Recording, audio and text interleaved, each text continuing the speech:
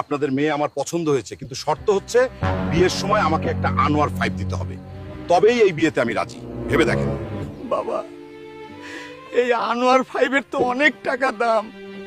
এই মুহূর্তে আমি এত টাকা কোথায় পাবো? ভুলে যাবেন না, আমি কিন্তু বিসিএস ক্যাডার, তাই বিয়েতে আনোয়ার 5 লাগবেই। ভেবে দেখেন, এরকম সুযোগ কিন্তু বারবার আসে না। মা, আমার জন্য বাবাকে এত কষ্ট পেতে হচ্ছে, এত টাকা কোথায় পাবে? আমি এই বিয়ে করতে চাই না মা। তুই কাঁদিস না মা, তোর বাবা ঠিকই ব্যবস্থা করে ফেলবে। সম্মান বাঁচাতে হলে আমাদের আনোয়ার 5 যে দিতেই হবে।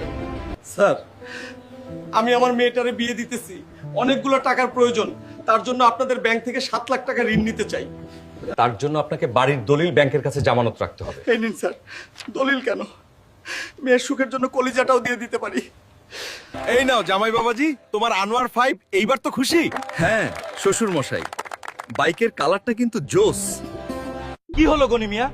1 বছর পার হয়ে গেল, আজ পর্যন্ত একটা কিস্তি দিতে পারলা না। স্যার, আমাকে দয়া করে আর একটা বছর সময় দিন, সব শোধ করে দিব। তোমাকে আর 1 মাস সময় দেওয়া হলো। এর মধ্যে লোনের টাকা পরিশোধ করতে না পারলে তোমার বসত ভিটা নিলামে বিক্রি করা হবে।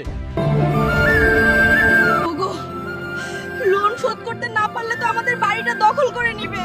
এত টাকা লোন এখন তুমি কিভাবে শোধ করবে? তুমি কোনো চিন্তা করো না, এই ভিডিওতে যদি বেশি বেশি লাইক কমেন্ট শেয়ার হয় তাহলেই আমি লোনটা শোধ করতে পারবো। আর এই জন্য সবাই সহযোগিতা করবে।